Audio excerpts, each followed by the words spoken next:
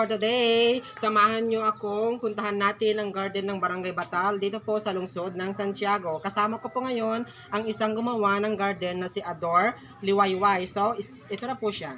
Hi! Ano masasabi mo sa kagandahan ng Ginagawa mo? Ayan, ang masasabi ko ngayon ay napakaganda. Napakaganda doon ng garden. Siya naman si Ador Liwayway. Andito naman po tayo ngayon sa kanilang kubo. Dito po matatagpuan sa Barangay Gulayan. Ito po yung kanilang kubo. Ayan, ito po yung kanilang kubo. Andito naman po tayo ngayon sa garden. Puntahan na po natin. Ito naman po yung kanilang gate. Pag pumasok ka po dito sa garden, may gate po sila. Ito po yung gate nila. Ayan, open the gate. Pasok po tayo sa kanilang garden. Ayan, Barangay Batal Garden. Ito po yung pinagmamalaki ng Barangay Batal na kanilang garden. Ito po. Halika kayo at tunghayan po natin ang kagandahan ng garden dito sa Barangay Batal. Andito po tayo ngayon sa Barangay Nursery. Ito po yung pinagtutubuan nilang ng mga gulay. So, pasok na po tayo dito. Ito po yung kanilang nursery. Dito po nila pinapatubo yung mga gulay tulad ng sili.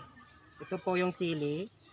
Ayan, marami pang ibang pinapatubo dito, hindi lang sili, kundi kamatis. Ito po yung kamatis nila. Ayan. Ayan po yung kamatis nila. Kaya tunghayan po ninyo itong kagandahan ng nursery nila. Ito po. Ayan.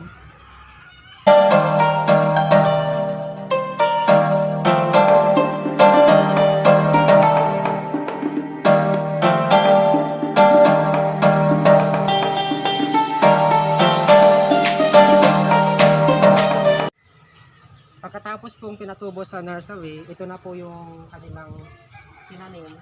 Ayan, malalaki na po sila. Talong po ito. Hindi totoo yan. Ito naman po yung sili. Ayan, sili po yan na pinatubo nila. Hindi lang po nursery ang makikita nyo dito sa kanilang garden, kundi makakakita rin po kayo ng kakaibang hugot lines tungkol sa mga gulay. Ito, patola ka ba? Yan. Ang ibig sabihin po, patulan mo naman ako. Yan. Patola ka, ibig sabihin nun, patulan mo daw siya. Ito naman, yung feelings mo parang gulay, ang bilis, malanta. Yan. At ito naman, sitaw. Para sa tulad mong hindi pa rin buhay bitaw. Ayan. Isa po sa mga hugot nila dito sa Barangay Gulayan, dito sa nursery. Ayan, natunghayan na po natin ang ganda ng garden ng Barangay Batal. Ito po ngayon, kasama ko ngayon si Ador Liwayway. Sis, ang ganda ng sis. Yes, ang ganda-ganda sis. Ayan.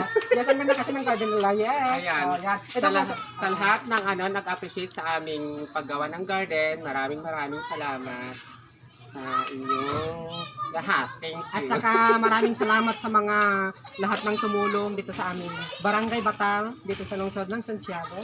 Ayan. Tumawa ka na.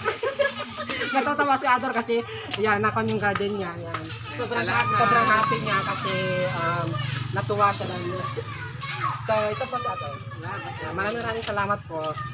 Bago ako magtapos sa aking video, shoutout ko nga pala yung pinsan ko dyan na si Kyla Arsenio at saka yung best friend ko dyan sa Itiague na si Janet Simangan at saka yung dalawang magkambal na si Harry and Harvey Martinez na nagtitinda kay Auntie Mary. Tapos shoutout ko rin nga pala yung Barangay Batal at yung Tila Adda Shopee. Shoutout nga pala. Kung gusto niyo pong mag-order na po kayo sa Tila Adda Shopee. Yan, yung kanilang milk tea, at saka iba't ibang klase ng tinda po nila, mga barbecue, ganun, kahit ano po. Kung gusto nyo pong mag-order, PM nyo lang po sila, Tila Adda Shopee. Shoutout rin nga pala kay Ayal Tomas at saka kay Krisha Cristobal. Yan, maraming salamat sa panonood ng aking YouTube channel.